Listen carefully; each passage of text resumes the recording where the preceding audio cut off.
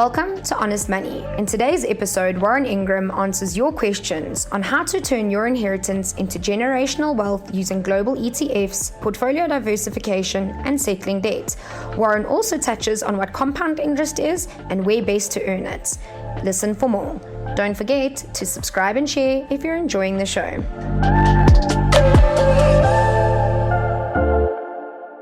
Hi, Honest Money. I've got a question.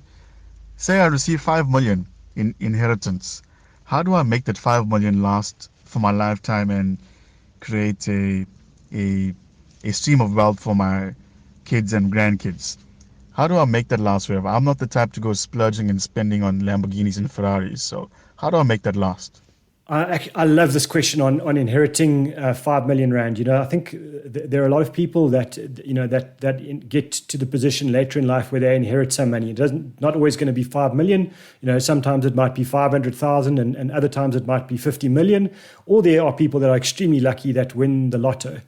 The sad thing with inheritances or surprise winnings like lottos is that money doesn't really last very long from the people that generated the money to the people that inherited the money.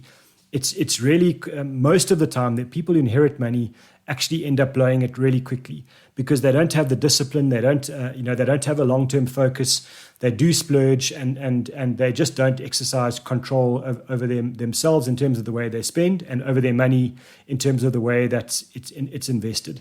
So I love your question. I think as you said in your question, you're not someone to splurge and to buy fancy cars, and I think that's a great start. Psychologically, if you're inheriting a sum of money like 5 million, then I think the first thing is to try and say to yourself, this is actually not my money. This is money that I need to set aside for the long-term future of my family.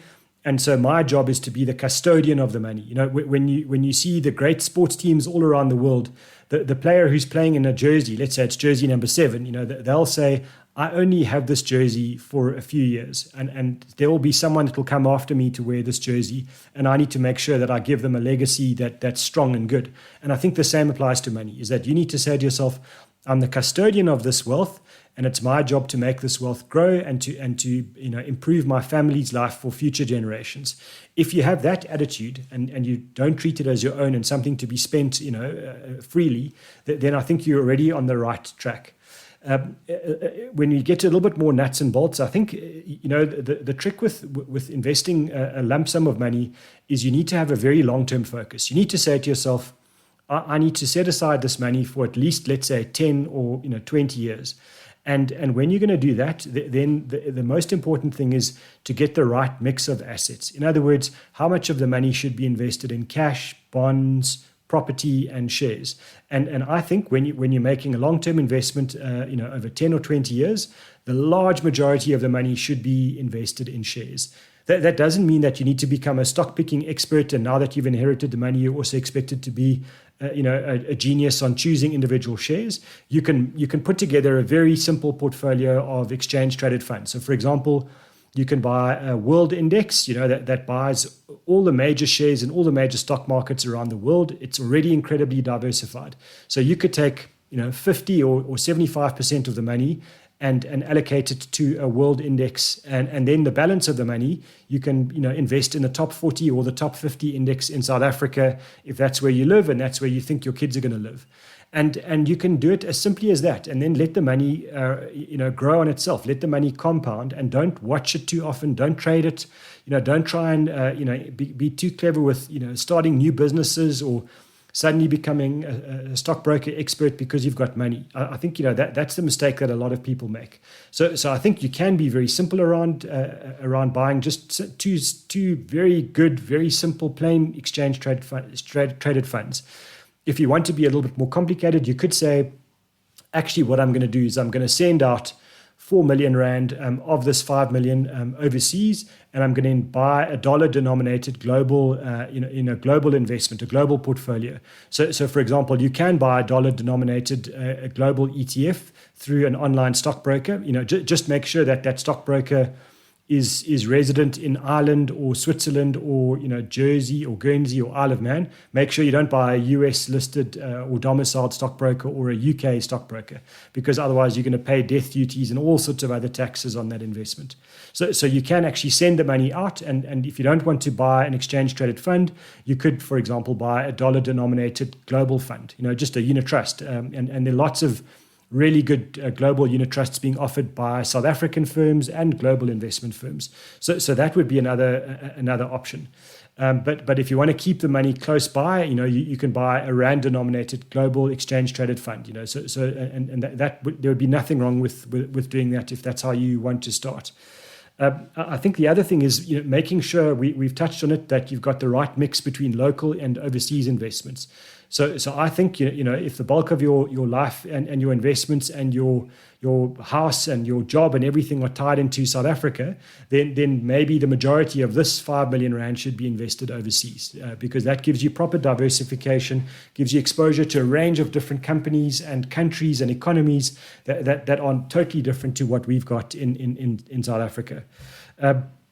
The one key point, though, is debt. So if you've inherited the 5 million rand and you've got things like car debt or credit card debt or personal loans or something like that, then I would seriously consider using some of that 5 million to settle the short-term expensive debt. And if you've only got a bond, for example, then maybe make a bit of a dent. Take 500,000 or R1 million out of the 5 million and try and get the bond done. Once the bond is settled, you can obviously add the monthly amount that you were paying into the bond to your lump sum that you've still got left behind to build that money up again. The other things that you should just consider is don't pay big fees on investments. Don't let anybody charge you an upfront fee on 4 or 5 million rand in investments. If they do, find somebody else, because that person's trying to steal your money. I'm not legally, they're legally allowed to charge upfront fees, but I just think it's immoral. And then I think understand that you need to be patient. You need to kind of almost be like a farmer that plants trees. The only way that you make money out of trees is, if you're planting seedlings, you need to give them 7 or 10 years for those trees to grow. And it's the same with investing, is you need to leave the money for a long period of time for it really to be beneficial. And, if you're investing in shares, the likelihood is that the money will go from 5 to 10 million rand in a period of 5 to 7 years, which is a great return. So allow the money to grow, and then you'll really be developing long-term capital growth for yourself and your family. And then if you do leave the money for a long period of time, don't be afraid to use some of it for yourself, to make sure your retirement is good as well.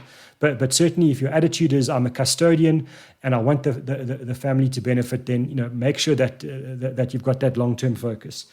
And then don't be afraid to ask for help. Don't be afraid to pay people per hour for advice, and pay 2 or 3 people that are experts in their fields to give you proper advice. And if you're getting recommendations, don't be afraid to pay other people to check those recommendations and to make sure that you're getting the right advice. I think the point here is you're not expected to be the expert, but you are expected to be careful with the money and to apply your mind and to use common sense.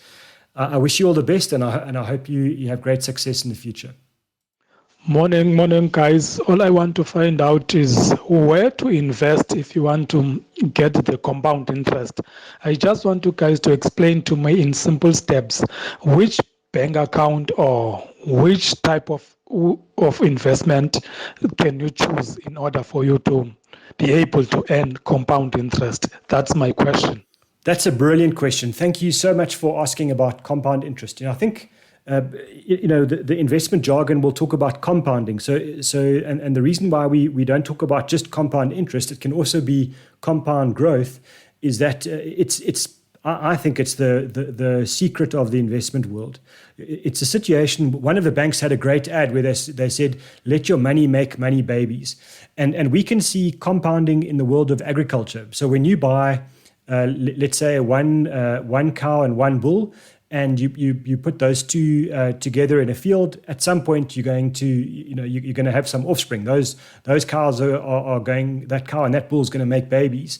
And that's a clear and very graphic example of compounding, right? Because you paid for the bull and you paid for the cow, and in a few months or a few years' time, you've got a few extra cattle, and you didn't buy them. They were created from the original investment that you made. And that's very simply what compounding is when you talk about compound interest or compound growth. So if you're asking me about, what bank account or what investment will do that, let's just talk about a fixed deposit.